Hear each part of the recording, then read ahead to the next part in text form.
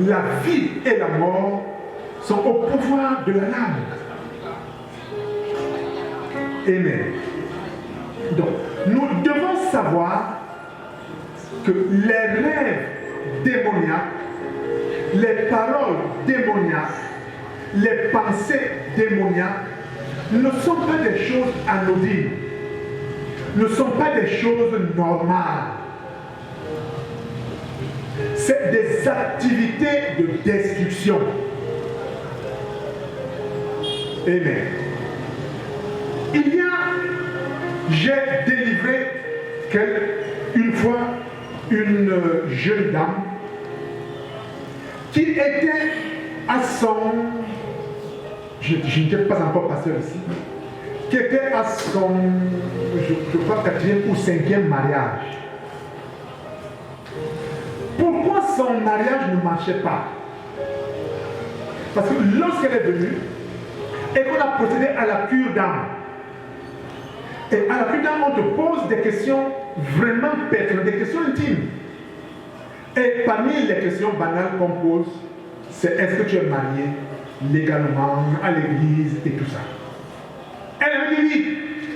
Mais lorsque et le cours élémentaire 2, il y avait un papa au village, un grand-père même au village, qui aimait dire quelle est sa femme. Et lorsqu'elle venait, soit elle achetait à son père, à sa mère, autant que moi, 1 litre de vin, soit il lui achetait une grande Guinness. Et il disait que ça fait partie de la dot. La maman rigolait. Elle croyait que c'était une blague. Et comme c'était un grand papa du village, et pour elle c'était un papa du village, c'était une façon de lui acheter à boire. Or, elle était en train de donner sa fille en mariage. Vous voyez, les paroles démoniaques ne sont pas toujours mauvaises à première vue, ne sont pas toujours négatives, ne sont pas toujours méchantes. C'est même parfois des paroles plaisantes, de même que les couches de nuit. J'ai connu des personnes qui ont refusé qu'on les délivre des couches de nuit.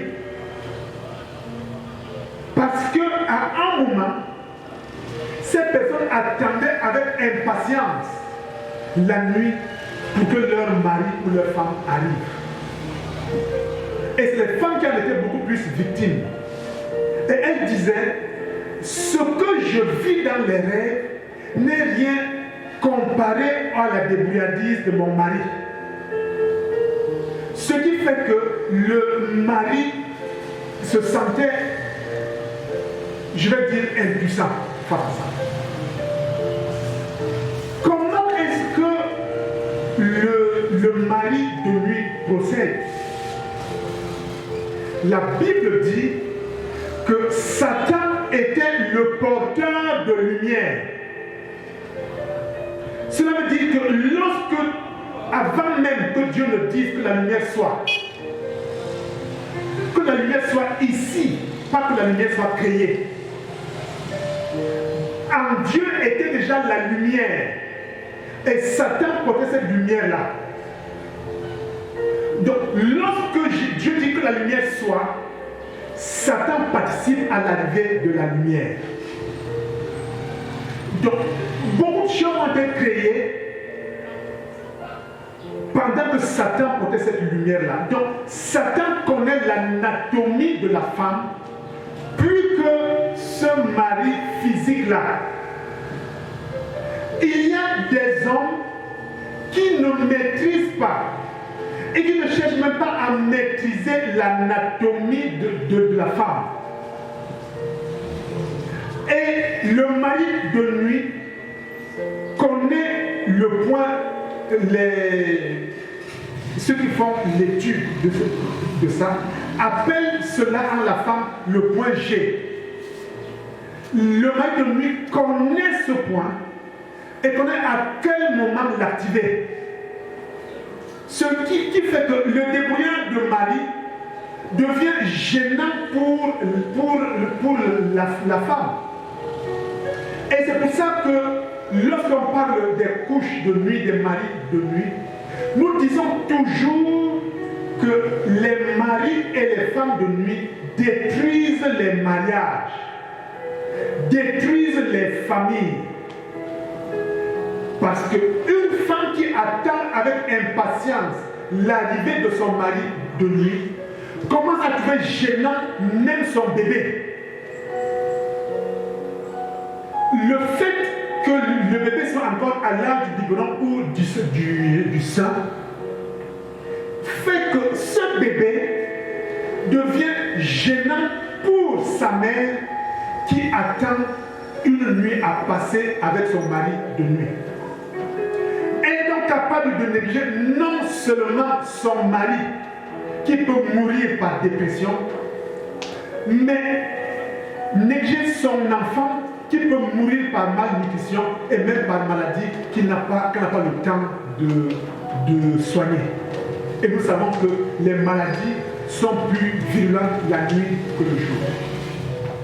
Amen. Vous voyez à quel niveau les rêves démoniaques peuvent amener l'homme. Malheureusement, l'Église fonctionne avec les chrétiens ou par les chrétiens comme une sorte de club où on vient écouter les bonnes prédications et on rentre chez soi pour retomber dans ses travers et on ne tient plus compte de ce que l'on a entendu. Je sais que pendant la période où nous allons parler des activités démoniaques dans les rêves, dans les pensées et dans les paroles, beaucoup d'entre vous vont se sentir concernés. Mais combien vont se lever pour prier et pour poser des actions contre cela? Regardez le cas de ce grand-père qui est devenu le mari de nuit de cet enfant. Qu'est-ce qu'il a fait? Il a payé la dot. Il a fait un sacrifice. Mais il y a un mauvais enseignement ici dehors qui dit que Jésus a fait le sacrifice et nous ne devons plus en faire. Non. Le sacrifice, il y aura après cette série. Nous allons passer à une étude sur les sacrifices. Le sacrifice que tu peux faire n'est pas l'équivalent, n'entre pas en concurrence ou ne remplace pas le sacrifice et l'œuvre de la croix. Le sacrifice que tu fais est une expression de la foi que tu as en Dieu. Une expression de la reconnaissance que tu exprimes à l'endroit de ce Dieu qui t'a sauvé, de ce Jésus qui s'est sacrifié pour toi. La Bible dit dans Luc 8, je crois verset 3, il dit, à partir du verset 1 même, il cite un certain nombre de femmes, dont Marie de Magdala, de quelle étaient sortis 7 démons. La Bible dit que parce que cela s'était produit, ils assistaient Jésus avec tous leurs biens. Tout n'est pas dans le sens complet. Ils prenaient tous leurs biens et leurs domaines. Tout est dans le sens de la qualité de leurs biens. S'ils avaient de l'argent, ils assistaient Jésus avec de l'argent. S'ils avaient de la nourriture, ils assistaient Jésus avec de la nourriture. C'est pour ça qu'on dit tous leurs biens. Et la Bible dit toujours dans ce Luc 8 que c'est à vous qu'il a été donné la compréhension du mystère de la parole. Qu'est-ce que j'entends ici là? Lorsque tu es concerné par une situation, par un cas qui est dit ici, qu'est-ce que je conseille aux gens, c'est de faire une offrande, un sacrifice pour cette parole qui t'a délivré.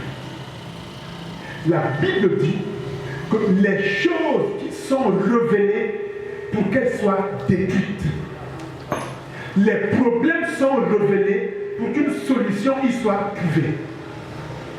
Donc, lorsque une parole te concerne et que tu sens qu'elle a touché un point de ta vie, ça se fait dans beaucoup d'églises, pas seulement dans nos églises, ça se fait même à la mosquée. J'étais surpris une fois de le voir à la télévision, même à la mosquée. Alors tu te lèves avec une offrande et tu viens sceller. Et tu dis à Dieu, Seigneur, ceci est le point d'impact entre ce que j'ai entendu et ce que je vis. Entre ce que j'ai entendu et ce que ma famille vit, comme mes enfants vivent. Que par ce point d'impact, je sois délivré. Je sais même que tu m'as délivré. Je viens sceller. Qu'est-ce que Jésus dit aux lépreux? Va donner au sacrificateur l'offrande que Moïse a prescrite. Afin que quoi? Cela leur serve de témoignage. Ils l'ont vaincu. Par quoi? Le sang de l'agneau et leur témoignage. Leur témoignage qui est la reconnaissance de ce que Jésus fait pour toi. Amen. Lorsque nous regardons la vie pratique, lorsque nous regardons les lois même, nous verrons que beaucoup de choses de la vie pratique sont tirées de la Bible. Beaucoup de lois sont tirées de la Bible.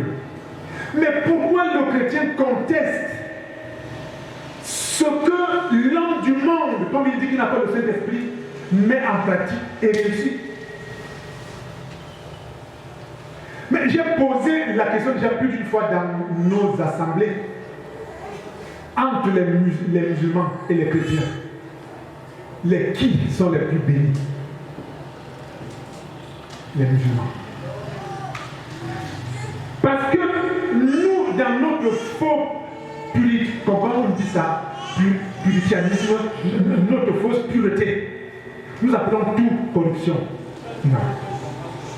Quand un musulman arrive quelque part où il y a son dossier, ou même on a détecté son dossier et il sait qu'on ne peut arriver. Chaque fois qu'il a dit qu'est-ce qu'il fait, il met la main. Il a déjà calculé ici, là ce sont les 1000 francs. Là ce sont les 500. Là ce sont les 5000. Dès qu'il met pas, il prend 1000 francs, il met là.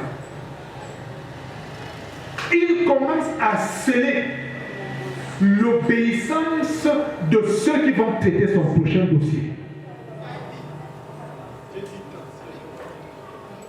Mais le chrétien dit, je suis en Jésus. Jésus a tout fait. Lorsque nous allons passer à la phase des sacrifices, je vous ferai voir dans le Nouveau Testament. Et puis, la Bible dit quoi? Si quelqu'un enlève une seule virgule de cette lettre, malheur à lui. Regardez comment est la virgule. La virgule est importante. Je dis comment la virgule est petite. Qu'est-ce la virgule par rapport à toi qui fait une scission, une séparation entre l'Ancien et le Nouveau Testament? Or, le Nouveau Testament est la prophétie du Messie qui arrive. Et le Nouveau Testament est l'arrivée du prophète, du Messie, dont fait état l'Ancien Testament. Qui es-tu donc pour scinder ce livre-là en deux? Lorsque nous voulons être bénis, beaucoup prennent des livres de sons et se mettent à lire, prier avec. Pourquoi pries-tu avec le livre des sons? Pourquoi les femmes veulent ressembler à Ruth? Pourquoi vous voulez ressembler à David? Vous demandez l'onction de David. Pourquoi vous demandez l'onction de Salomon? La Bible dit de tous ceux qui ont vécu jusqu'à Jean-Baptiste.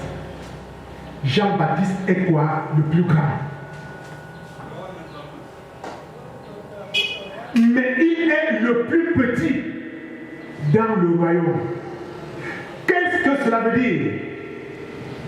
De tous ceux qui n'avaient pas reçu l'effusion du Saint-Esprit, Jean-Baptiste et les autres avaient le Saint-Esprit de manière parcellaire. Quand Dieu voulait faire quelque chose, il fallait descendre le Saint-Esprit. Donc, de tous ceux qui avaient le Saint-Esprit de temps en temps, Jean-Baptiste est le plus grand.